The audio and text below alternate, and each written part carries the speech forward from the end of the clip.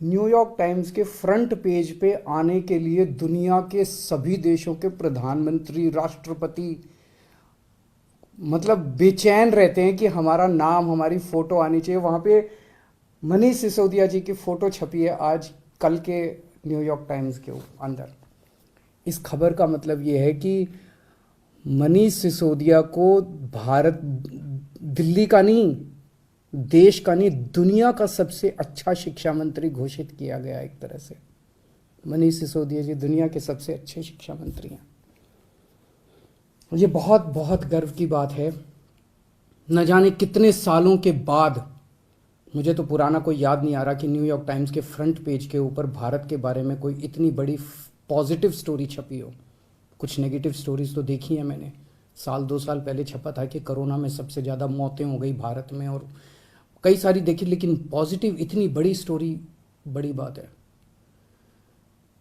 परसों ही, आपको याद होगा, परसों ही हम लोगों ने ऐलान किया था कि हमें भारत को दुनिया का नंबर 1 देश बनाना है।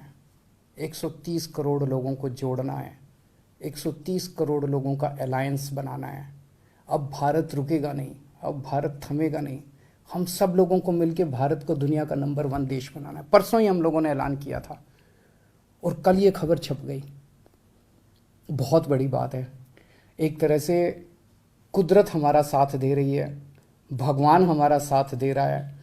भारत का दुनिया का नंबर 1 देश बनने का जो सपना है 130 करोड़ लोगों का, वो सपना अब साकार होने लगा है।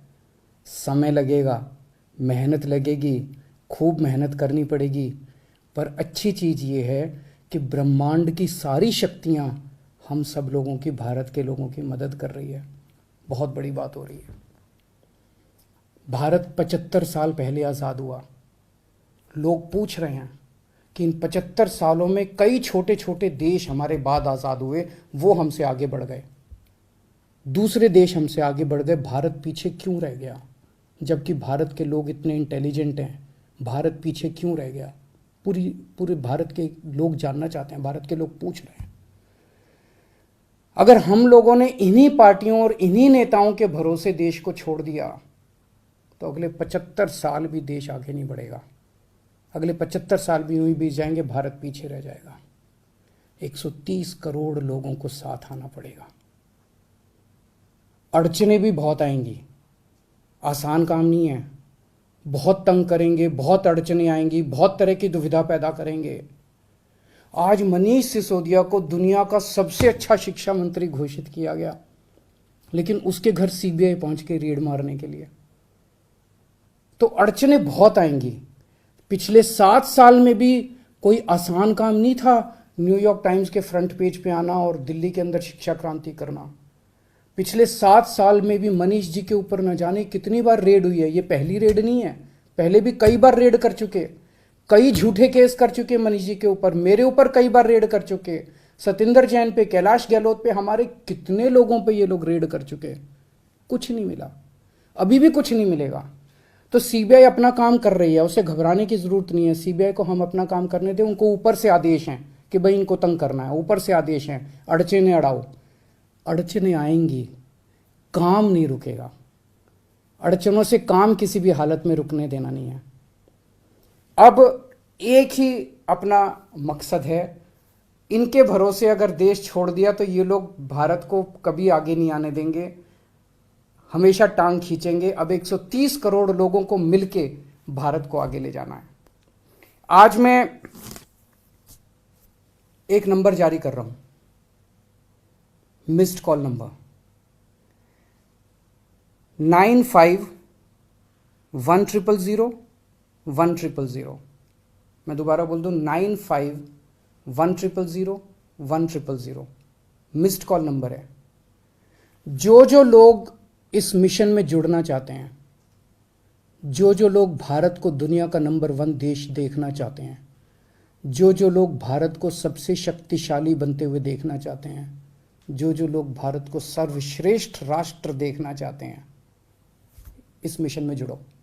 इस नंबर पे मिस्ड कॉल करो, आप भी करो और सबसे कराओ।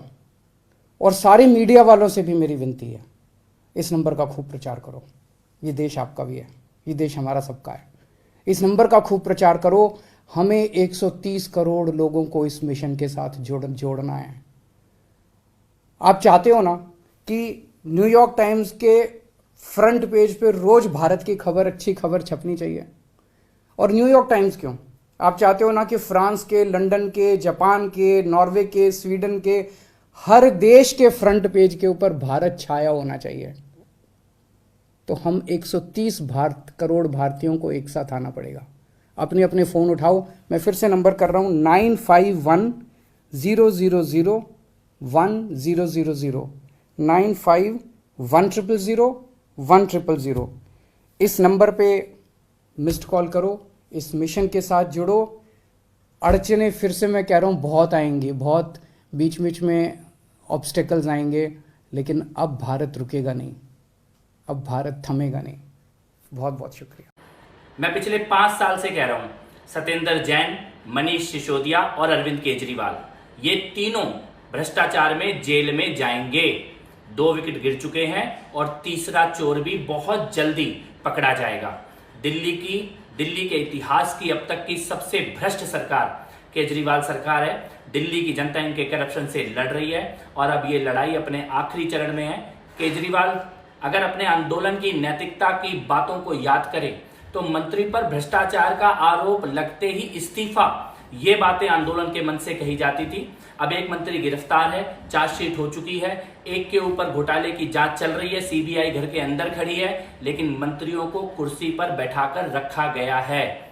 ये साबित करता है कि इन घोटालों में, भ्रष्टाचार में मुख्यमंत्री केजरीवाल डायरेक्ट खुद शामिल हैं और दिल्ली की जनता इनके घोटालों का न्याय करके रहेगी।